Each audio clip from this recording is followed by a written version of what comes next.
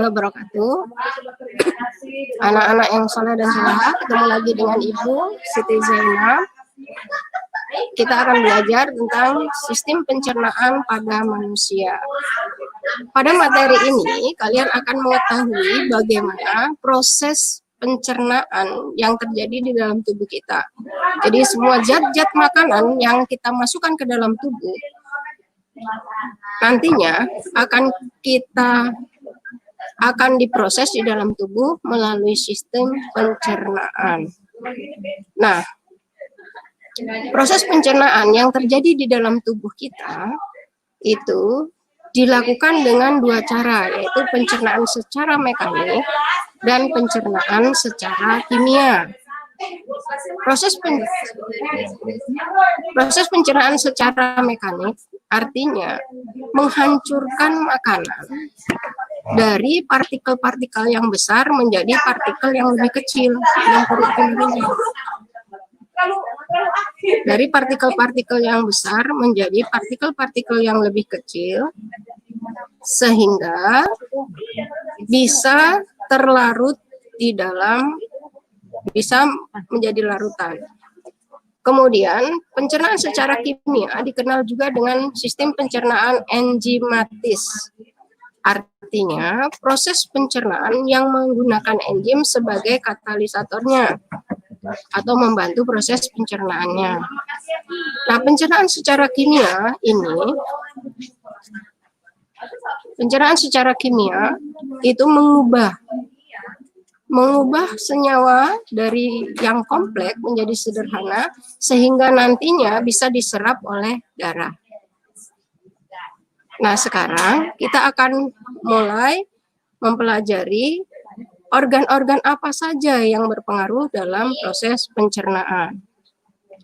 Yang pertama adalah mulut. Di rongga mulut, makanan mengalami dua proses pencernaan, yaitu pencernaan secara mekanik dan pencernaan secara kimia. Secara mekanik, di rongga mulut ini dibantu oleh adanya gigi, kemudian lidah, dan kelenjar ludah. Jadi kalian bisa rasakan saat kita makan, makanan masuk ke dalam rongga mulut kita, kalian pasti akan mengunyah. Mengunyah artinya menghaluskan makanan dari partikel besar menjadi partikel yang lebih kecil. Itu yang disebut dengan pencernaan apa tadi ya? Pencernaan secara mekanik ya. Nah, pencernaan secara mekanik dilakukan oleh gigi utamanya. Di rongga mulut kita, ini gigi kita itu ada gigi pada saat anak-anak itu disebut gigi susu yang jumlahnya kurang lebih 20 buah, yaitu 10 di rahang atas dan 10 di rahang bawah.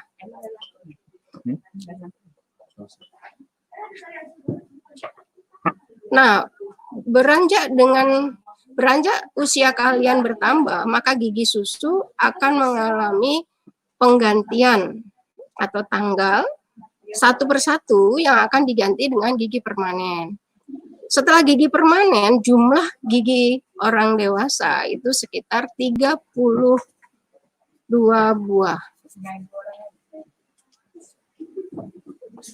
Nah, kalau sudah gigi permanen, berarti gigi kalian itu tidak akan, kalau tanggal tidak akan tergantikan lagi. Makanya kalian harus berhati-hati menjaga gigi. Gigi kalian itu aset seumur hidup.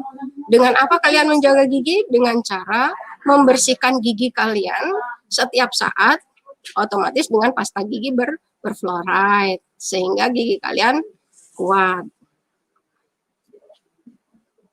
Kemudian, kalau pencernaan secara kimia di rongga mulut, ini menggunakan 3 pasang di rongga mulut kita, itu ada 3 pasang kelenjar ludah. 3 pasang kelenjar ludah di rongga mulut ini akan menghasilkan air liur atau saliva. Nah, di dalam saliva ini ada terkandung enzim yang namanya enzim petialin. yang akan membantu proses pencernaan kimia, yaitu karbohidrat akan diubah menjadi glukosa. Makanya nanti sesekali saat kalian makan, kalian coba sesuap nasi atau sesendok nasi, kemudian kalian kunyah beberapa saat, maka kalian akan merasakan nasi itu berubah menjadi rasanya manis. Nah, itu berarti perubahan rasa manis itu karena karbohidrat yang ada di nasi sudah diubah oleh enzim petialin yang ada di kelenjar yang terlarut dalam ludah, sudah diubah menjadi glukosa, atau dari polisakarida karbohidrat menjadi disakarida. Oke. Nah, lidah yang ada di rongga mulut itu berfungsi membantu proses pencernaan mekanik, yaitu menata makanan agar pada posisi gigi yang pas, yaitu gigi yang pas untuk menggilas adalah gigi gerahan. Kemudian di lidah itu ada pusat-pusat rasa atau stasiun rasa, pusat pencecap. Nah, pusat pencecap kita kalau rasa manis itu dikatakan di ujung lidah. Sedangkan rasa asam dan asin itu di kiri kanan lidah. Sedangkan rasa pahit itu di pangkal lidah. Tetapi ada beberapa penelitian yang mengatakan bahwa letak pencecap rasa pada rongga pada lidah, pada organ lidah itu tersebar, dan di semua bagian lidah itu akan merasakan sensasi rasa yang sama. Nah, itu ada di beberapa buku literasinya. Nah, dari rongga mulut setelah dicerna secara mekanik dan secara kimia, makanan akan masuk ke saluran pencernaan yang kedua, yaitu kerongkongan. Di kerongkongan makanan tidak mengalami proses pencernaan, hanya saluran penghubung antara rongga mulut dan lambung. Makanan bisa terdorong masuk ke lambung dengan gerak peristaltik dari kerongkongan.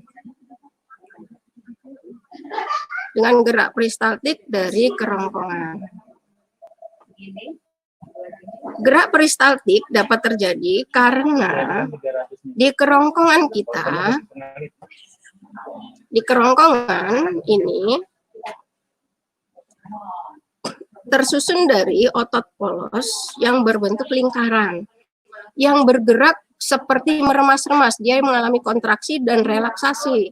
Itulah yang disebut dengan gerak peristaltik. Adanya gerak peristaltik di dinding kerongkongan ini menyebabkan makanan dari rongga mulut yang masuk ke dalam lambung itu dalam bentuk butiran-butiran yang disebut dengan bolus. Ketika di lambung, makanan akan mengalami proses pencernaan secara mekanik dan secara kimia. Nah, di lambung, pencernaan mekanik ini dilakukan oleh dinding lambung, karena dinding lambung ini memiliki otot-otot yang berbentuk serat lintang dan serat membujur. Proses pencernaan secara mekanik di lambung ini dilakukan dengan gerak peristaltik. Jadi gerakan seperti meremas-remas dari dinding lambung. Hasil pencernaan secara mekanik di lambung ini sampai terbentuk bubur saring, sampai terbentuk seperti bubur saring. Kalian pernah lihat bagaimana bentuk bubur saring? Kalau adik kalian masih bayi, diberi makanan, misalnya pakai Nestle, saat dicurahin air, nah seperti itulah kira-kira hasil pencernaan mekanik di lambung. Nah, pencernaan terakhir secara mekanik itu terjadi di lambung. Kemudian di lambung juga terjadi proses pencernaan secara kimia karena dinding lambung itu menghasilkan tiga macam enzim. Yang pertama adalah asam lambung. Asam lambung ini fungsinya, asam lambung dikenal juga dengan HCl, asam klorida. Yang pertama mengasamkan makanan, sehingga mudah dicerna secara mekanik. Yang kedua, mengandung zat-zat yang membunuh bakteri atau kuman yang masuk tertelan bersama makanan yang sampai ke lambung. Yang ketiga, asam lambung itu akan mengubah pepsinogen menjadi pepsin. Pepsinogen itu dihasilkan oleh dinding lambung. Nah, pepsinogen yang sudah diaktifkan oleh asam lambung nantinya akan mengubah protein. Jadi makanan yang kalian konsumsi yang mengandung protein itu akan diubah menjadi pepton oleh pepsin. Kemudian yang terakhir adalah renin. Kalau renin ini sifatnya fluktuatif, artinya tidak selalu diproduksi dalam jumlah yang besar. Kenapa? Karena renin itu fungsinya untuk mengendapkan kasein. Kasein itu protein yang ada pada susu. Jadi pada balita, pada anak-anak bayi yang masih mengkonsumsi susu dalam jumlah besar, berarti reninnya diproduksi maksimal. Tapi semakin dewasa, saat kita tidak mengkonsumsi susu dalam jumlah yang besar, maka renin tidak diproduksi dalam jumlah yang banyak lagi. Kemudian dari lambung, setelah terbentuk kim, makanan akan masuk ke pankreas. Nah, di pankreas, makanan akan masuk ke duodenum atau usus 12 jari. Usus 12 jari ini di sini terjadi proses pencernaan secara kimia.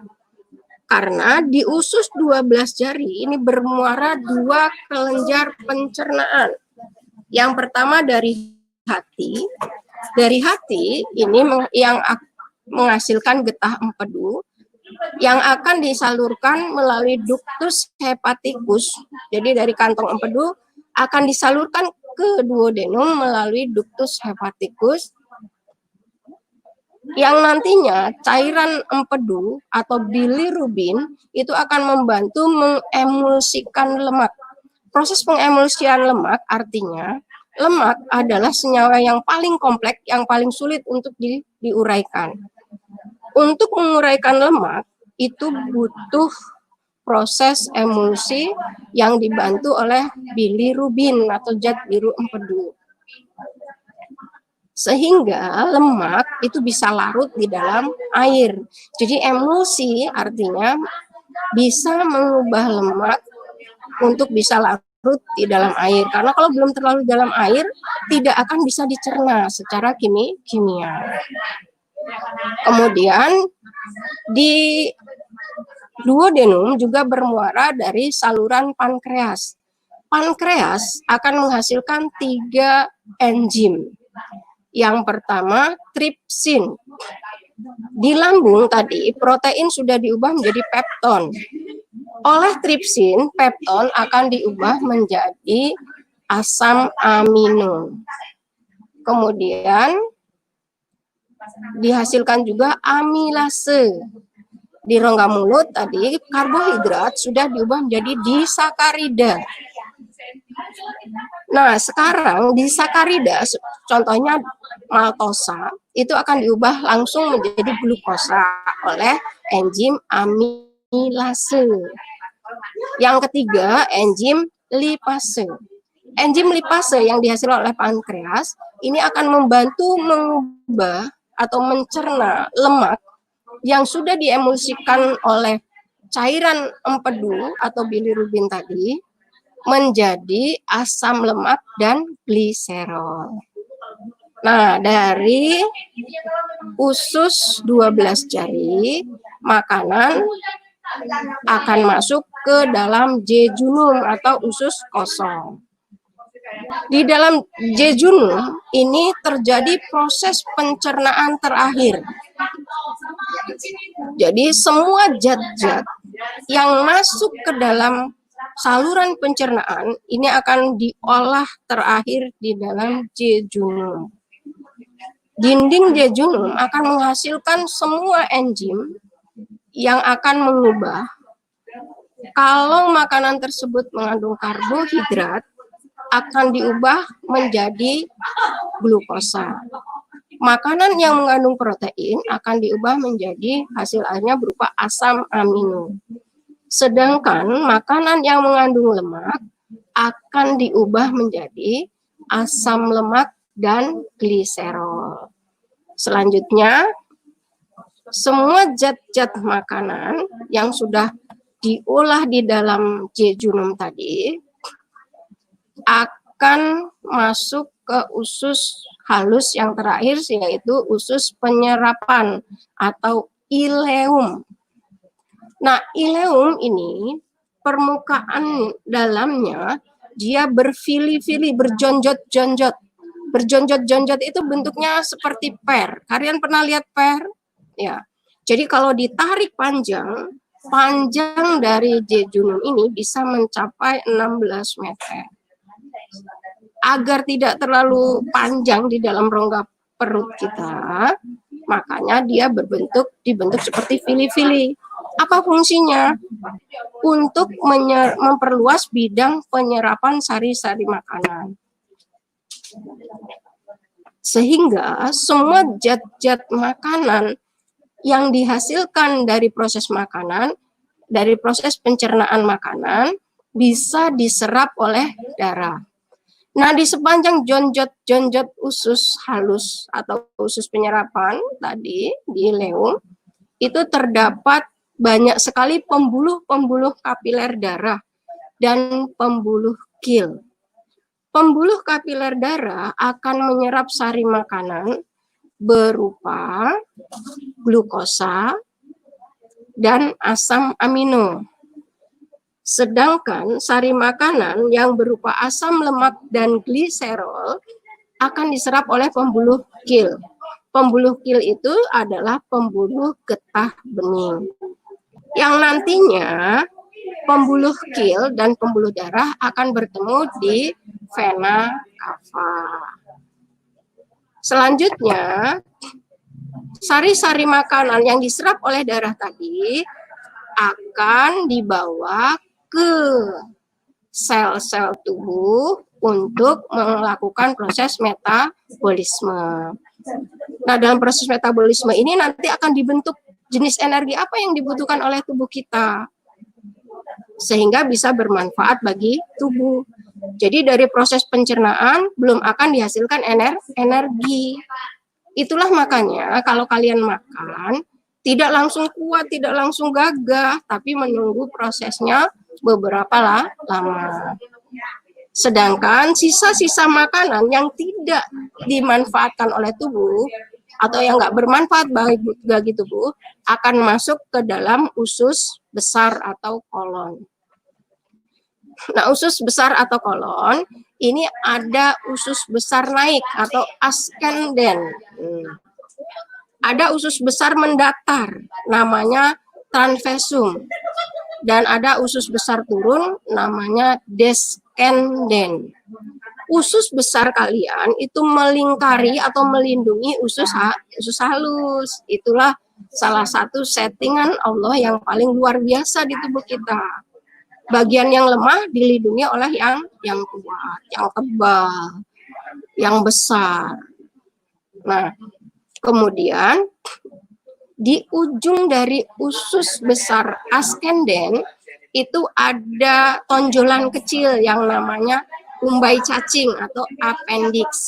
Inilah yang kalau mengalami peradangan atau ada makanan yang masuk ke dalam appendix dan menyebabkan infeksi, itu yang disebut dengan appendicitis atau radang usus buntu.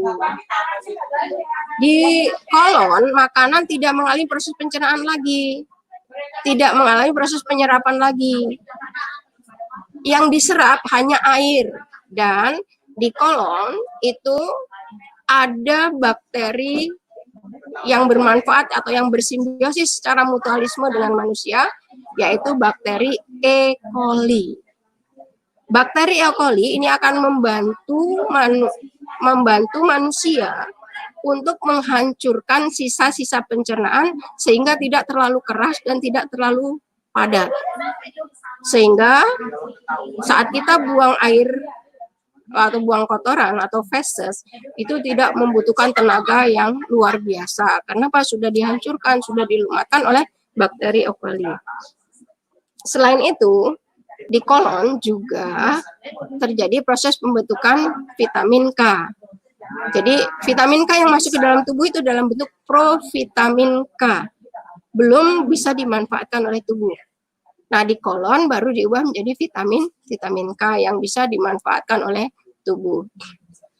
Nah, sisa-sisa yang sudah tidak terpakai sama sekali baru masuk ke dalam ujung dari kolon yang disebut rektum. Saat rektum penuh, maka poros usus, ujung usus yang disebut anus, di sini ada otot lingkar yang terdiri dari otot lurik. Kalau penuh dia akan ngirim sinyal ke otak, maka kalian merasa ingin buang air ke belakang.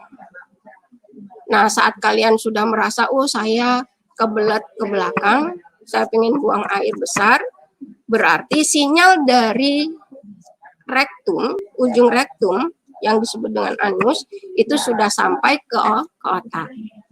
Kemudian kalau sampai sudah selesai, otak akan memerintahkan, ayo kalau udah penuh buang. Kalian ke belakang, nongkrong, dan dibuang itu melalui anus. Itulah proses perjalanan makanan yang kalian makan. Jadi dalam proses pencernaan ini hanya mengubah makanan secara mekanik dan secara kimia. Proses pembentukan energinya nanti terjadi di dalam sel-sel tubuh yang disebut dengan sistem metabolisme. Ibu rasa sampai di sini sistem pencernaan pada manusia. Kalian bisa mencari literasi-literasi lain dari sumber-sumber yang lain, bagaimana proses-prosesnya dalam setiap tahap atau dalam setiap saluran pencernaan yang lebih lengkap lagi. Ibu akhiri, billahi taufiq wal hidayah. Wassalamualaikum.